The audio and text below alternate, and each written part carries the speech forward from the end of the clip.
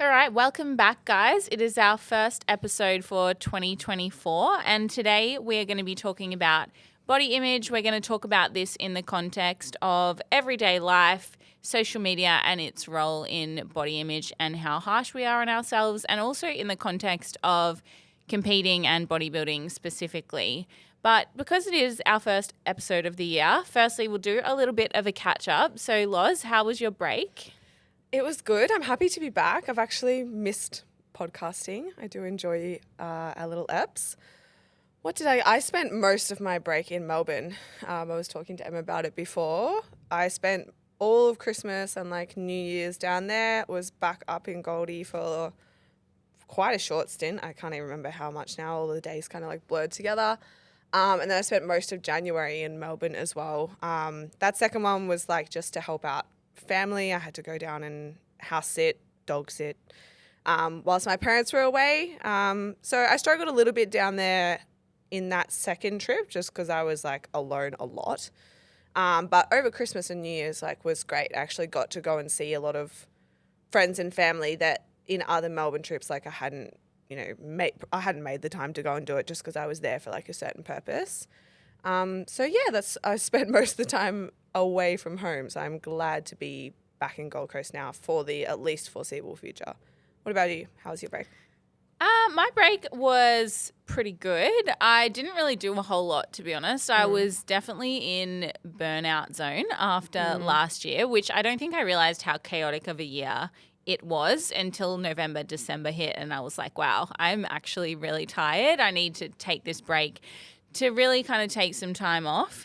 I found the New Year's period an interesting one for me this year. I feel like I generally love the idea of like reflecting on the year that's been and the year ahead and your goals and things like that. But I think that I spiraled into kind of like a 1/3 of a life crisis when I was reflecting on that this year, because I guess last year was a challenging one for me in that I had to take a big step back with my training. I did spend a lot of the year traveling, which kept me really busy, and how I was having a lot of fun doing that. But then when I finally stopped at the end of the year and I was in one place for a while without feeling like I had a big solid goal to work towards, and, you know, it was New Year's time, so I was trying to set some goals. I literally don't know what to do with a lot of my personal goals, because all of them have always revolved around fitness. And because of, I guess, last year and my health being a big priority and not being able to really work towards a physical goal, I felt a bit lost in terms of my overall direction with that. So, yeah, that's been interesting trying to work through that and I guess learn to exist without that goal of competing. I think fitness has always been such a big part of my life. It's really hard for me to not be working towards something. And so, yeah, I found that a bit challenging last year, which is why this year I've decided to like focus on different styles of training. Like I've been posting on Instagram. I've started running again, which I haven't done in literally 8 years because of bodybuilding. Bodybuilders can run. Yeah. Well, I don't know if they can. I'm trying. I'm moving, but anyway, we'll get better. Everything can get better. So, I started working towards some more fitness goals again because I really do feel like it gives me a sense of purpose. And it's good to have personal goals outside of just work-based goals too. Yeah. Like I have work goals and business goals and things that I'm working towards with that. But to have no personal goals just isn't really that inspiring. Yeah. And I think it's, if you only have like work and business goals, then work and business becomes kind of like so much of your identity, which I think can be like a dangerous game to play. I think though, like even hearing from someone like yourself who is so like driven and, you know, goal orientated and stuff like that, that you went through like a pretty significant period of like feeling a bit directionless is probably the word, I think is beneficial for people to hear, because I mean, I'm the same as well. Like you don't fix it immediately, right? It's like sometimes we feel lost for months, being like, where am I going? What am I doing? Am I on the right path? Like that kind of stuff. Like it's a very normal experience, even for the people who you perhaps see as like real go-getters who are always on the move. Yeah. And I think you need to take some time and reflect on like what that direction is going to look like for you. And I was so distracted last year from that because I was so busy traveling and working and things like that. So it didn't really kind of catch up to me until I stopped. And then I was like, wow, I have this big empty space that I feel like needs filling. Yeah. And also just like the reflecting on, you know, like the struggles of when you're like pursuing something and then when you get there and it can feel a little bit like lackluster. You're like, or anticlimactic. Like, and that's a thing that I think a lot of disciplined people struggle with. You know, that athlete mentality of like, oh, like I trained for 4 years for the Olympics and then I won the gold medal and now I'm depressed. Like that's a very normal experience. And something that, I've definitely like struggled with in the past, where you kind of look around, you're like, I should feel better than I do right now. Yeah, I think that was a big part of it too, because I did have a lot of goals around like competing and my business and moving to Queensland and doing all those things. And I kind of ticked that off at the start of 2023. And then 2023 was the year of like trying to just enjoy that and I guess, you know, focus on other things like my health journey and things like that. But then I kind of got to the point I was like, oh, like what's next? Yeah. Yeah. We'll get into body image in a second. I just think this is an important point because I know that this is something that like, so a lot of people lack self-belief, right? And they don't go and do the thing. But there's also an opposing problem of like, oh, I'm going to move to Queensland. Yeah, cool, I did that. Like, and this sounds like, it can come across a little bit, but when you can go, oh, I did all of the things that I said I was going to do, that also can sometimes come with a bit of like, yeah, what now? Yeah. And that it actually leads into the body image discussion pretty well because I think it is one of those things where, you know, the destination is actually not as rewarding as like the process and the journey. And once you get to the destination, then the goal just changes. And that leads into the body image discussion because I know one of the things that we wanted to really talk about today was, I guess, I'll be happy when I achieve a certain physique and goal with my body, the fallacy around that. Because at the end of the day, when you achieve that, the bar just shifts. Yeah. And so I guess that's what we can kind of start on is talking about the I'll be happy when body image idea. I think as well, like, because when we're setting goals, right, it's like, you know, you learn this in goal setting schools, like be specific.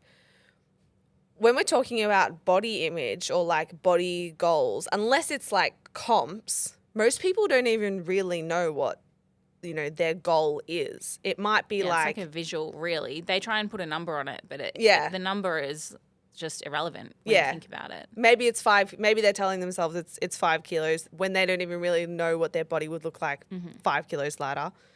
But a lot of it's just kind of like smaller, which means like it never has an end destination. So it's like, okay, well, you don't even really know when you're going to get there.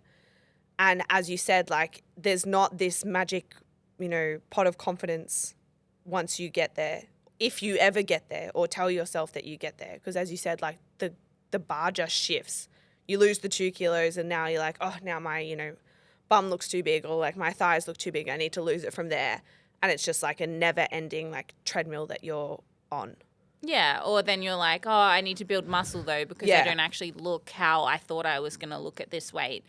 And yeah, like I don't think I've ever worked with a client or met a human being that has, you know, set a goal and then with their body or aesthetics and then achieved it and then be like, oh yeah, that's good enough. I'm done. I'm just going to stop fitness. Here. And it's generally the same in other areas as well. Like in your business or your career, when have you ever set a goal and then got there and then been like, okay, well, I'll just like be happy here and just stay here. Like whether it's your own business or whether you're aiming for a promotion at work, when you get there, like the bar just changes. You just set the bar higher. Yeah. So to be focused on that end goal, you're never going to actually be happy because you're just going to change that goal every time you achieve it. Yeah. I mean, like humans are goal driven. Like we're meant to be. That's how we operate, right? And it's like most of the time when you're pursuing a goal, as you said, you are on the journey. It's like saying I'm only ever going to be happy when I go on holidays, right? It's like, okay, well, that's probably only 10% of your life. So are you then going to choose to be miserable for the other 90%?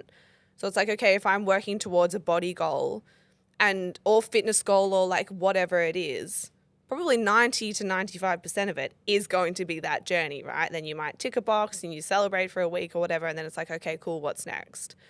And so you have to learn how to enjoy that 90%. Otherwise, you are making a choice to pretty much hate most of what you're doing. And that will only last so long, right? Like if you don't enjoy, the struggles along the way, the challenges along the way, or you're telling yourself, that you like hate your body or you'll feel better when you get to a certain point, whatever, you're making an active choice to feel terrible about yourself for like 90% of your life. And also there's not a switch that you can pull when you get to the end, right? It's like you can't go body hate, body hate, body hate. Oh, cool, body confidence. Like, because you've trained the body hatred thought pattern for the whole time. It's ingrained in you now. Yeah, something I try to tell my clients that I work with is try and focus on loving what you have while working towards what you want. And I think that's really important because firstly, like when you come from a place of self-love rather than a place of self-hate with your actions around health and fitness, you're more likely to sustain them. Correct, than if you're only doing it when you hate yourself enough to do so. Yeah. Which is just not like a sustainable driver. But also, I think it's really important that because there is that, I guess, idea that you're probably never going to be 100% happy with your body, you really need to start like focusing on the things you do love about your body, whether it's something it can do for you. It doesn't have to be an aesthetic thing, while you're working towards your goals and what you actually want. So focusing on things like, the areas that you do love about yourself. If I use myself as an example, I have always picked apart my midsection because it's always been where I've stored most of my body fat.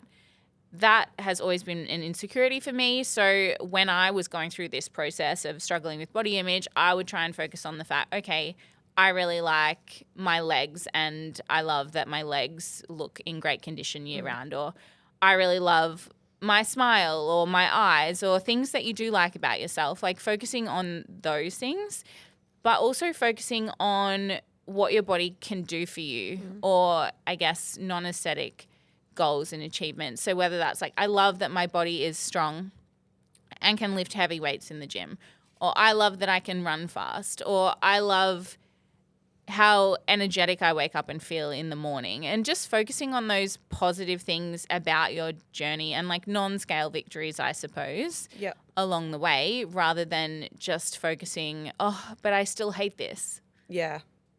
I think like we aren't even like aware how many self-hating thoughts, I guess, we have like on a daily basis, especially if you've never really like spoken about it and it's just become like your internal narrative norm.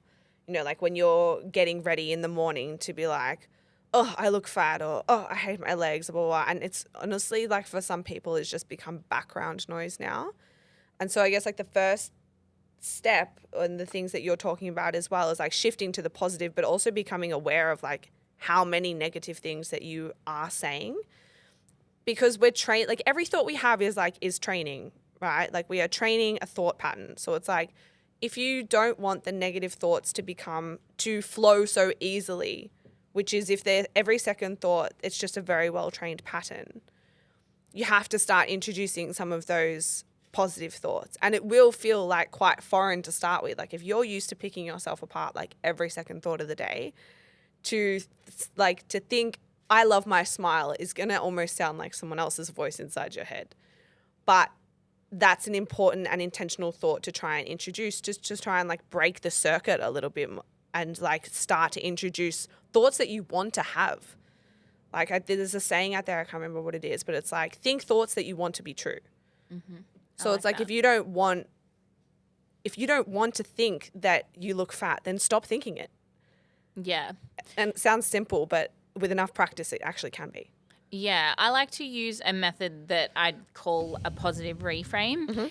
And essentially for every like negative thought that you catch, you give yourself a positive one to replace it. And that could be in relation to how you look. Yep. Or it could be in relation to a situation you're in.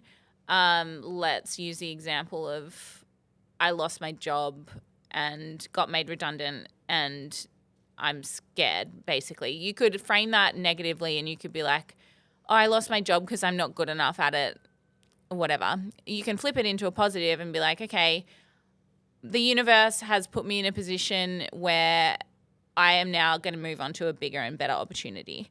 So there's so many different ways you can take a negative thought and then positively reframe it. And I think it's really powerful in terms of your overall mood and energy if you can do that.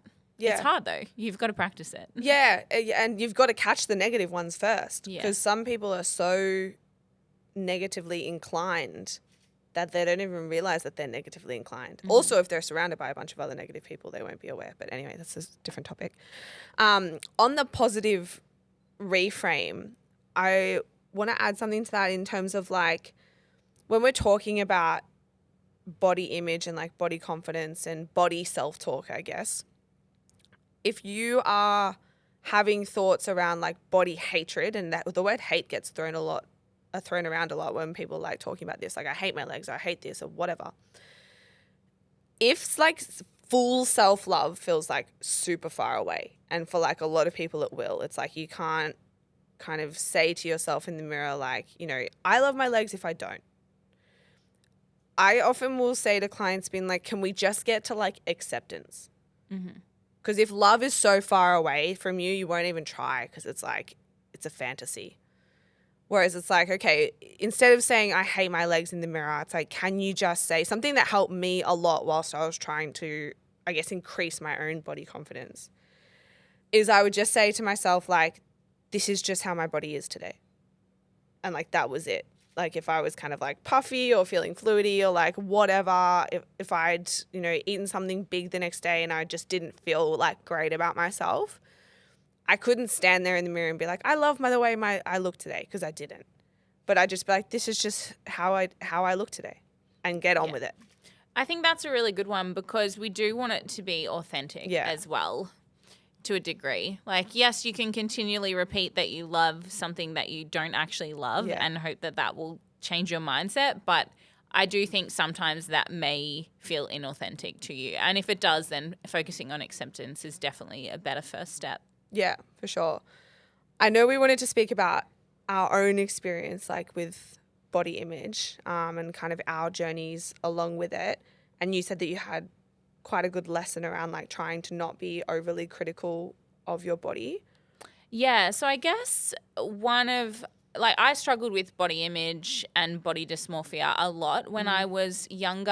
I had an eating and exercise disorder from when I was probably like 16 to around about 20, I would say, which I'll talk more about in another episode because I feel like that's a big story in itself. But something that I guess I really struggled with the fact that I never realized how lean I was, even when I was in the depths of like that eating and exercise disorder. And I'm fairly confident most women with that sort of under-eating based disorder would feel the same way, where they can't see how lean they actually are. And you just constantly think, I need to be leaner, I need to be skinnier. And something that I started telling myself that I think really helped was that nobody sees my body the same way that I see it. And in particular, no one is as critical of my body as I am. And I think that's a really powerful thought to put in your brain because I think it's so true. I think most women would have at least an element of body dysmorphia. Like, it is a strong word, but I think that most of us look at our bodies completely different to how another person does. A good example of that is, you know, on the day you wake up and you feel really bloated because your period's coming or whatever reason, no one else even notices that. No. Like, literally no one. Only you notice that. No one else is picking you apart like you were picking you apart. And I think just knowing that really gave me a bit of peace of mind around it, that actually most people out there often give me compliments on how my physique is or whatnot. And that in itself made me realize actually, like, if I'm picking myself apart, obviously people see me differently than I see myself. Yeah. And yeah, that was a really empowering lesson for me. I think other people as well, like, don't attribute as much of like your worth to your physical appearance. And this is not just you, but like people in general, right? Mm-hmm. Like they just see Bec. Whereas like we're always kind of going like, oh, they can see that, you know, like my legs are a little bit bigger, or like my tummy looks like mushy today, or like whatever. And it's like, no, they just see the person that walks into the room. Whereas like we think that we perhaps don't see all of like our other qualities because we're focusing on like the physical appearance. Whereas like I don't think I've ever looked at someone, especially someone I know, and been like, oh, they look bloated today. I literally don't think I've ever had that thought. Yeah. I actually probably had like a separate or different like experience like growing up, because I know that we spoke about the other day that our body types are like kind of different, as in like if I stopped training, I'd probably blow out a little bit. If you stopped training, you would get super like lean and skinny. And they were different but like similar experiences growing up, I guess, because we were both just like insecure about that, but just different things. So I guess, yeah, like my experience was like I was always like I wasn't like chubby, but I was just like bigger than like the other girls growing up. I've always played sport, which helped kind of like keep me relatively athletic, I guess. But it was actually probably the playing sport and being that body type that made me insecure, because I felt like less like feminine and like less like I wasn't as small, that kind of thing, like through high school. And so I just like never felt like attractive growing up. So then when I got into like fitness a little bit more and worked out how to manipulate my body fat levels, I got really lean when I was like 22, 23 maybe. And I dropped like 8 kilos in like a few months, which was like more than 10% of my body fat at that point. Body weight, sorry. And I was like, this is it. Like, I've done it. Like, this is kind of, I was getting so many compliments and stuff like that. Like, oh, you look like super lean. And I just thought that now people, like the thing that I had craved for so long, right, was like, I'd done it by getting lean. And this is why this topic is so like important to me, because like when I talk about the pot of gold that like, you know, is at the end of the rainbow when you get down to like a certain body fat, I wasn't like comp lean or anything like that, but I was at my pot of gold and I didn't magically feel better about myself. I just then became so afraid of like losing what I had gotten, because I was like, oh, if I don't look like this now, people won't like me anymore. And I think that fear is probably what underpins a lot of body image struggles. Okay. And how did you break out of that? It's a good question. I think like over time, I just started working on myself in like the other areas of my life. There wasn't like a really big kind of tipping point for me. Like I still tried to stay relatively lean, you know, through like 24, 25. Would like go up a little bit and then down a little bit, up a little bit, then down a little bit. And I just started to like not attribute all of my sense of self-worth to my physical appearance anymore.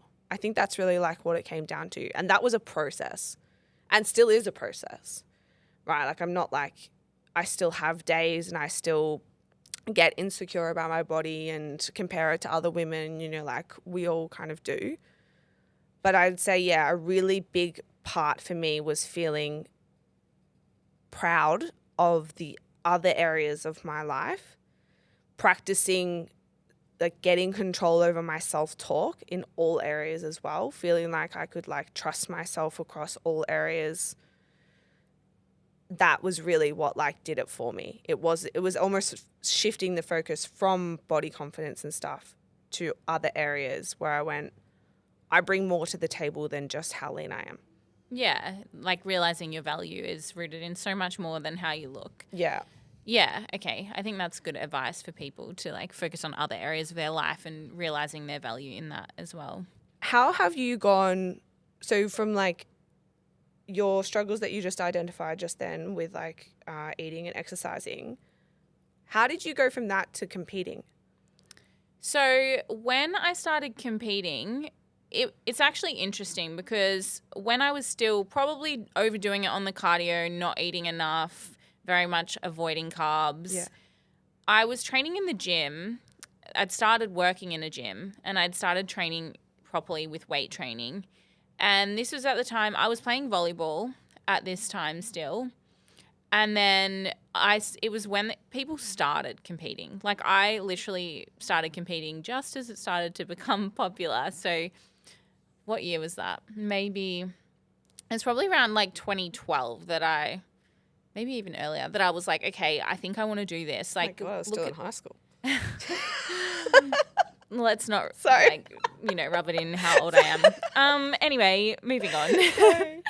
So, yeah, I think that was when I started to see these photos online and I was like, I want to look like those girls on stage, which I think is probably the thought pattern a lot of people have when they first decide they want to compete, which isn't necessarily the healthiest one. Yeah. But anyways, so, yeah, I wanted to do that. I spoke to one of the trainers at the gym I was working at and I was like, I want to look like this. So you did the thing and literally was like, I want to look like her. This is what I want to look like. And he's like, okay, well, you're going to have to eat more and you're going to have to, like, focus on lifting weights more and stop doing so much cardio. Yeah.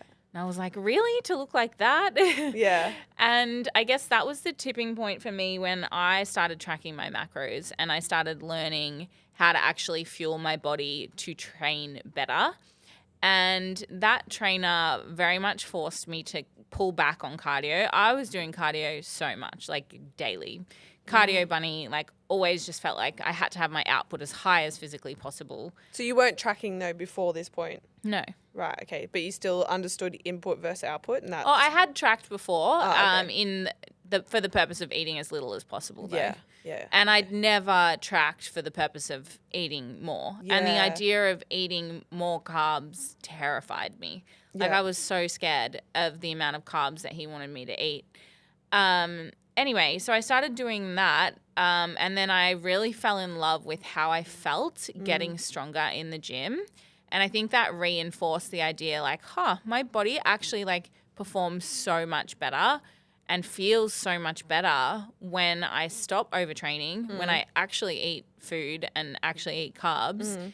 And yeah, that was when I kind of started working towards the goal of competing.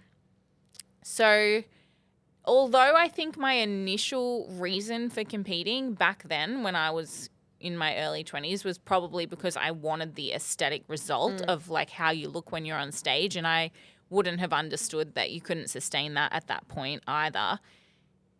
Entering that process actually helped my relationship with food so much because for the first time in my life, I was eating enough and I was starting to work in different foods into my macros as well that I never would have eaten before and having more food variety because I previously had, these ideas that there was good foods and bad foods and I would avoid the bad ones, avoid carbs altogether, do all those standard things that most girls that grew up in the 90s did. Yeah. So that was honestly so helpful for me to actually get me out of that hole. But something I did want to talk about today was, I guess, how competing does impact, like creates body dysmorphia in itself. And I guess like the impact of that.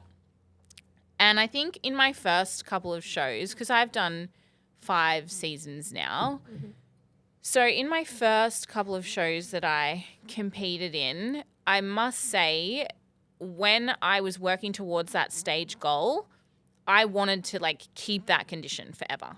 That was my goal, which I now am so open about communicating with people, whether it's clients or on Instagram, that stage condition is not sustainable. Yeah. And but at the time you thought it was. At the time I definitely thought it was. And like I said, this is a long time ago in the competing world. Like this is 10 years ago. Yeah, okay.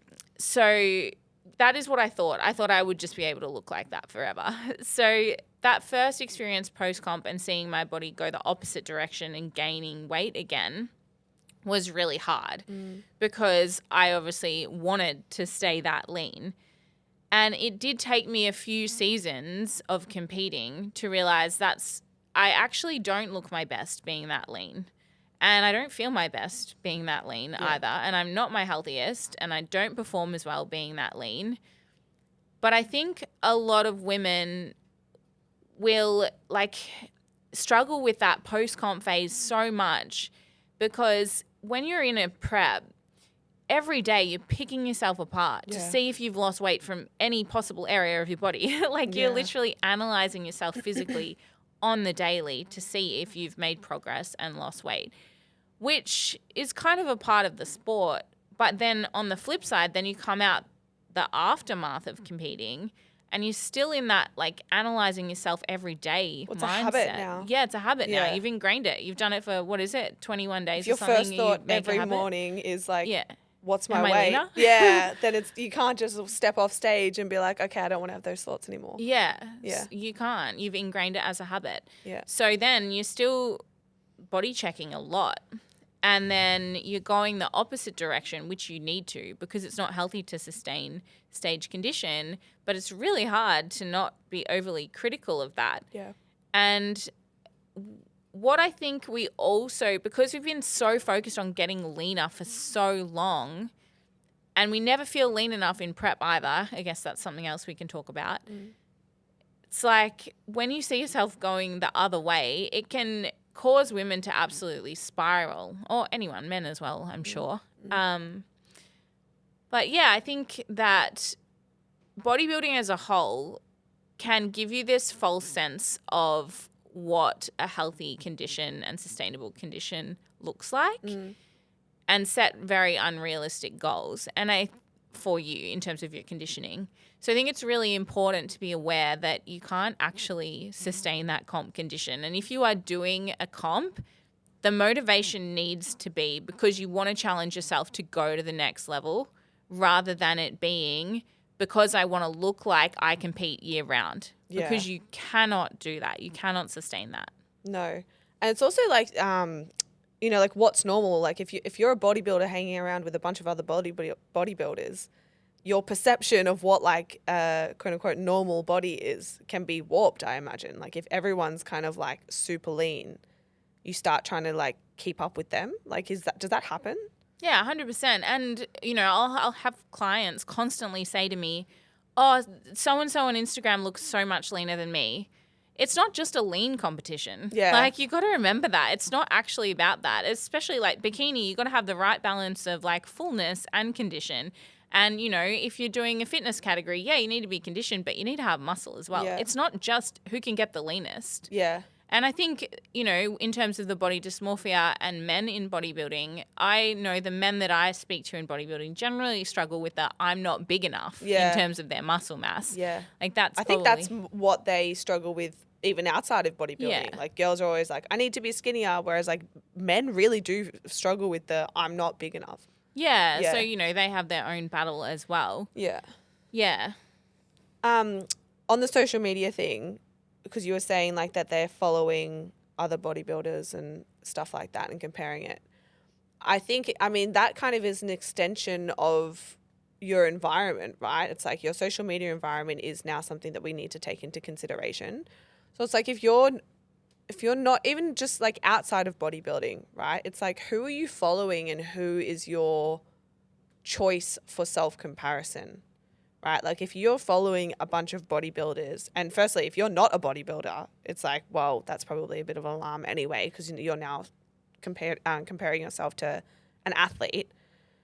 But it's something to take into consideration, what kind of bodies are you looking at on the daily and drawing a comparison against your own. Yeah, and I think as well with that, when you are comparing yourself to people on social media, you literally have no idea what is going on behind closed doors in terms of are they actually starving themselves? Hey, I'm eating 2,500 calories a day, but they're not actually. I've seen this. That happens so much. And also just things like you don't know how healthy that person is. Like, does that woman have her period? She's probably not talking about it if she's not. Yeah. Like, she's probably not like, hey, guys, I'm actually so unsustainably lean, I don't get my period. Like, yes, some people are really authentic online, but I tell you what, there's a lot of people who aren't sharing those battles, which is I lost fine. mine for almost a year. I didn't say anything about Yeah, it. and I don't share all of my battles online either. I think some things it's okay to keep private, but I think it's important as a consumer to realize that there's probably a lot you don't know. Like, you know, is that girl who's got a six-pack year round, is she menstruating? Like, is she losing her hair? Like, is her skin dry and flaky? Like, are her nails cracking? Like, does she have no libido? Like, does she Has she not been out struggle- for a meal in 6 Yeah, months? has she been extremely restrictive with her social life? And yeah, there's so many things that Is can she be happy? Yeah, Is a big probably one. not. Yeah. But if she feels like she needs to like treat her body that way, probably not. So yeah, it's a really hard space to be in, social media, because you really don't know all that information about other people. So comparing yourself to them is just the thief of all joy, really. Yeah, definitely. Something I talk about a lot is that we compare our internal experience to other people's chosen external experience. So it's like we might be feeling, you know, like we're struggling or upset or whatever. And as you said, like there's no pressure to share that online. Like I'm never going to cry on my Instagram. I'm just not. Fine, it's fine if you do. It's fine if Great yeah, if you do. You do But- you. I've understood it. And yeah, and I don't owe Instagram that. I'll be honest in like, you know, if I've had bad days or whatever, and be as honest as possible. But as you said, it's like you can't wait for people online to show you every single second of their life so you get a full understanding of what that really is, because it's not going to happen. You have to take control back as the viewer, as you said, consumer, to sense check yourself a little bit, to be like, I don't know how much of this is real. I'm also comparing my internal to their external, not only their external, the external parts that they want me to see. And it's just not a fair comparison. And I think as well, like, when we're doing this comparison of bodies, we're not thinking about like how that person like feels in that body. Because I think a lot of the time, you know, like clients or people would say like, you know, if I looked like her, I would feel good. It's like, you don't even know if she feels good. And so it's like, you don't know how they feel. You are only focusing like on how you feel. Like, I think we have to just go more like inwards than like outwards, and always focusing on like what is the external, because you can choose to feel good in your body like right now. Like that is a choice. It's a hard choice, but it's like you can feel good in it also whilst trying to change it, whether you're trying to do fat loss or like surplus or like whatever it is. Yeah. I would almost argue as well, the leaner you are, the more insecure you probably are. Yeah. Yeah, because I feel like you pick yourself apart, you create this identity that I have to stay this lean for people to like me, like you were kind of saying with your struggles when you were younger. Yeah. And you just get so caught up in being lean or being leaner. Yeah. And generally, yeah, the people that are super lean year round are highly insecure. So it's, regardless of whether it's a physical body that you would aspire to, like a lot of the time it's not a mindset that you would aspire to either. No. And I think people just aren't aware of that and just think being lean is going to give them all the answers that they've ever dreamed of. Yeah. And that's why I like talking on it, because I'm like, I tried it. It's like it didn't happen. And like it just wasn't even that long ago, right? It's like I've probably gone like up and down. But I've always attributed a lot of my sense of self-value to how lean I was. And and it became like a real fear. Like I remember like, you know, there'd be a number on the scale and I'd be like, I can't go over that. And then, you know, you would eventually, and I'd push it up one number, you know, like I can't go over 60. Like, okay, now I can't go over 61. Like anyone knows like how much I weigh. Like, but that was a real, like sense of fear. And it's also very hard to have positive thoughts always trying to be in a deficit. Yeah. Because new thoughts require energy. So it's like when I was at my leanest, I felt the worst. Well, it's a constant state of restriction and Yeah. deprivation, whether it's just calories or like the types of food or your social life. Like, yeah, you're just denying yourself so many things like pleasure, fun, variety. Like, there's so many things you're denying yourself when you are like spontaneity. Like, there's so many things. And you've just got to realize that those things hold so much more value than having abs. Like, it's really just not that fun. And something that I guess I experienced through competing. So those first 2 seasons I competed, I definitely was holding on to trying to be stage lean. But then the last 3, it's so interesting to now sit back and see my mindset shift because through those last 3 seasons, I couldn't wait to gain weight after I finished, especially the last one when I did IFBB. I was like, man, I cannot wait to get some body fat back because I did not like how I looked that lean anymore. And I think that says a lot for where my relationship with my body has gotten to, is that I don't actually like myself at my leanest. Like, I have done it for a purpose for my sport, but when I'm in that place, I can't wait to get some body fat back because I actually feel my best and most confident a few kilos up from that stage weight. Because otherwise I just feel like I lose all my curve. I feel like I look gaunt in my face. I don't have the most energy. I can't obviously have any social life or experience, spontaneous events or things like that. Like, it's so rigid and you don't feel good energy-wise. You have no libido. Like, there's so many negatives to being at your leanest. And I do think it takes time to realize that and let go of that idea. But yeah, that's something that I've experienced throughout my competing journey. Yeah. I think as well, like, you can find a happy middle, right? I think like so many people try and, I know for a long time for me, like, I didn't want to change things because I was like, I don't care, I'd rather have the body. And I think a lot of the fear is like, okay, well, if things changed for me or if I stopped being so restrictive or rigid or stuff like that, then I would be like 10, steps the other way. And I think if I could tell myself something, in the past, it would be like, you can still have both, right? Like, you can still have a body that you're proud of. You can still be like fit and healthy and look like you train and still have physique goals. Like, you don't have to throw them out the window in order to improve your body image and sense of body confidence, because that was a fear that stopped me from changing. Is I was like, I don't want to have to give, the body up, but it doesn't have to, it can just be like a couple of steps where you don't have to like count every single calorie or step, or, you're not waking up every morning, like checking how your body looks. And it's just like all of those little things. But yeah, I can still sit here and say like, I'm very proud of like how it looks right now. But it's just not as lean as it used to be. But I didn't, gain 10 kilos of body fat and just go, fuck it. Like, I don't care anymore. Yeah. And that's so important. That happy medium does exist. Yeah. And like your best, I guess, size is the one where you can live a healthy, fulfilling life that you actually enjoy.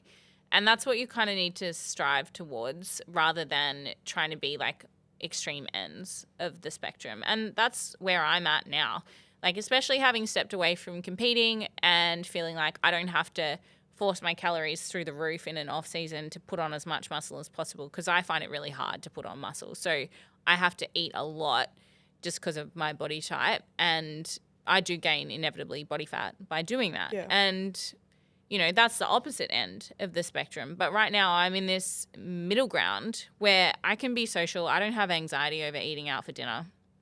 I don't have anxiety if I can't follow my macros. I track them somewhat, mostly to make sure I'm eating enough, to be honest, because if I go through periods where I don't track often, I'll find I don't eat enough and then I don't feel as good and energized. But yeah, finding that place where you're just not constantly stressed about your body and what you're putting in your mouth. Yeah. Like, it's such a freeing place to live your life from. Yeah. Yeah, it's not as glamorized on Instagram. I definitely got more likes when I was comp lean on my photos. Sucks, doesn't it? But yeah. Like, as in like that's what we It sucks that's the world we have to are live rewarded. in. Yeah. People want to see you diet and if you put up fat loss tips, then it's like, yes, this is like what I want. But if we're out here talking about like, yeah, like maintenance is pretty fun. Yeah. It's not as like click worthy, but Yeah. I think that we have to start like rewarding that kind of content more, right? Because it's the truth. Like you can't just keep going from like 8-week challenge to 8-week challenge and let me see you step on stage and, you know, drop all this weight in 12 weeks and like whatever it is. It's like, can't we start enjoying, you know, someone just like living at maintenance calories for a year and they probably put on a bit of muscle and like, you know, maintain their body fat and, oh, Bec started running. That's cool. Like this place is just so much better than constantly trying to be the smallest version of you. Yeah, and maybe that's a good challenge and takeaway that I'm going to leave people from this podcast is I like it. Start rewarding people living in normal, healthy bodies. Yeah. Start liking and engaging with that on social media more. Not that I don't personally really care about my engagement or likes, but reward that. Yeah. Why are we rewarding people who are overly lean and unhealthy? Like, yes, it's impressive, but try and reward that sustainable, healthy condition where more women should actually be striving to be. Yeah, 100% agree. And it's like people who are achieving things, well, not even achieving things, just like creating the life that they want outside of the body that they want as well. You know, like celebrate people who have, you know, launched little side hustles and because they have enough energy to do so because they're not dieting all the time, you know, or like they've kicked a bad relationship and they've created some new friendships and like stuff like that. It's like start engaging with happiness content, I guess, or even just not dieting all the time. Like we know how to lose fat. Like we don't need any more tips. Like we get it. But like maintenance and like, you know, trying to eat a little bit more and celebrating like having more energy and, you know, picking up new hobbies in fitness and learning new skills is like that shit's pretty cool too. So like let's do more of that. Yeah. I reckon that's it.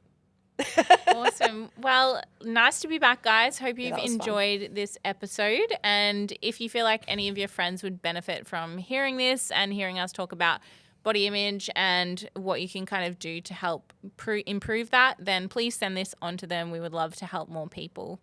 And we will chat to you next week. Thanks, guys.